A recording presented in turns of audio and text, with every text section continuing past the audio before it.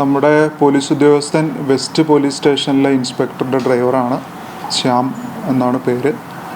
അദ്ദേഹം രാത്രി ഡ്യൂട്ടി കഴിഞ്ഞ് കുടമാളൂർ പള്ളിയിലെ ഡ്യൂട്ടി ഉണ്ടായിരുന്നു. പള്ളി പെരുന്നാളുമായിട്ട് ബന്ധപ്പെട്ട് ഡ്യൂട്ടി കഴിഞ്ഞ് വീട്ടിലേക്ക് പോകുന്ന വഴിക്ക് അദ്ദേഹം തെള്ളകത്തുള്ള ഈ സാലി എന്ന് പറയുന്ന ഒരു ലേഡി നടത്തുന്ന തട്ടുകടയാണ്.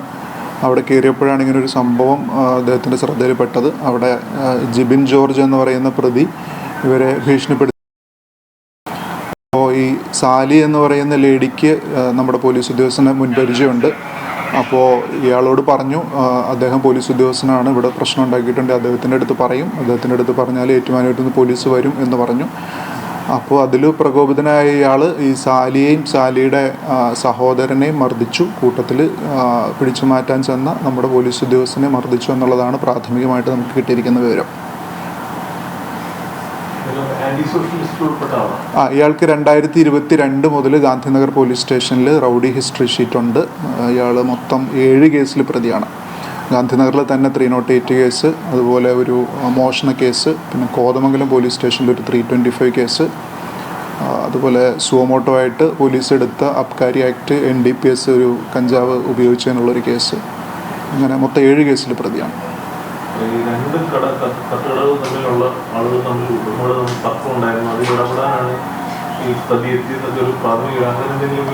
നമുക്ക് കിട്ടിയിരിക്കുന്ന പ്രാഥമിക വിവരം അങ്ങനെയാണ്. ഈ സാലി മൊഴി തന്നിരിക്കുന്നത് പ്രകാരം തൊട്ടടുത്തുള്ള തട്ടുകടയിലുള്ള പ്രകാശൻ പറഞ്ഞയച്ചു എന്നുള്ള രീതിയിലാണ് നമുക്ക് മൊഴി കിട്ടിയിരിക്കുന്നത്. അതിനെക്കുറിച്ച് കൂടുതൽ വിശദമായിട്ടുള്ള അന്വേഷണം നടത്തണം.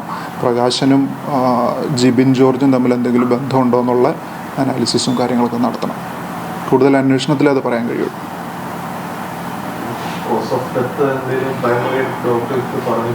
ഇൻക്വസ്റ്റ് പൂർത്തിയായി, നമുക്ക് അത് സ്ഥിരീകരിക്കാറായിട്ടില്ല. പോസ്റ്റ്മോർട്ടം നടക്കുന്നതേ ഉള്ളൂ. മെഡിക്കൽ കോളേജിൽ പോസ്റ്റ്മോർട്ടം റിപ്പോർട്ട് കിട്ടിക്കഴിഞ്ഞാലാണ് അതിൻ്റെ കൺക്ലൂസീവായിട്ടുള്ള എവിഡൻസിലേക്ക് എത്താൻ കഴിയുള്ളൂ.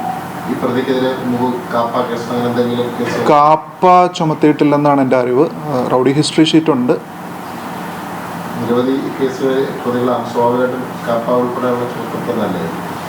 കാപ്പ ചുമത്തപ്പെടേണ്ടതായിരുന്നോ എന്ന് പരിശോധിക്കുന്നുണ്ട്. ഒരു 308 കേസും പിന്നെ ഒരു 325 കേസുമാണ് അല്പം ഗുരുതരമായിട്ടുള്ള കേസുകളുള്ളത്. ആളെ നമ്മൾ നിരീക്ഷിച്ചു വരുന്നതായിരുന്നു. നേരത്തെ കഴിഞ്ഞ വർഷം പ്രിവെൻറ്റീവ് അറസ്റ്റൊക്കെ ചെയ്തിട്ടുണ്ട്. ആൻറ്റി സോഷ്യൽസിനെ അറസ്റ്റ് ചെയ്യുന്നതിൻ്റെ ഭാഗമായിട്ട് പ്രിവെൻറ്റീവ് അറസ്റ്റ് ചെയ്തു വെച്ചിട്ടുള്ളതാണ് ഒരു ദിവസം.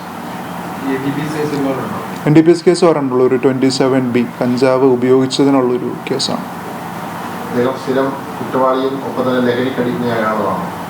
അതിനെക്കുറിച്ച് കൂടുതൽ അറിയില്ല. ഒരു 27B കേസുണ്ട്, NDPS കേസുണ്ട്. മിക്കവാറും ലഹരി ഉപയോഗിക്കുന്ന ആളായിരിക്കാം.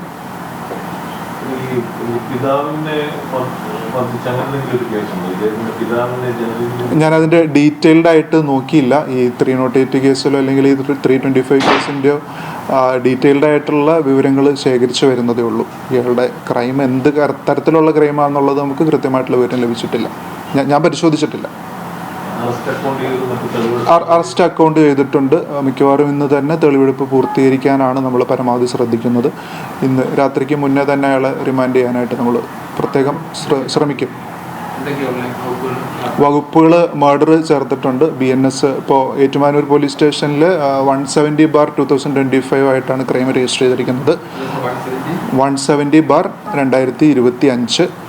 അതിൽ 103 BNS, 115 BNS, 115-2, അതുപോലെ 126-2, 351-1 ഇത്രയും സെക്ഷനുകളാണ് നമ്മളിപ്പോൾ ആഡ് ചെയ്തിരിക്കുന്നത്.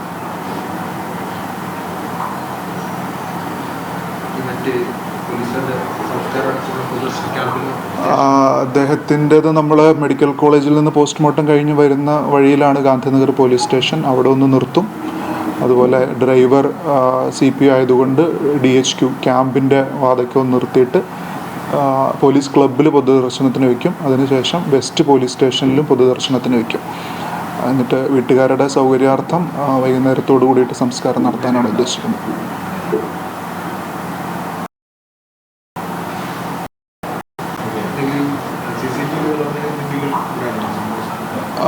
നമ്മൾ പരിശോധിച്ച് വരികയാണ്.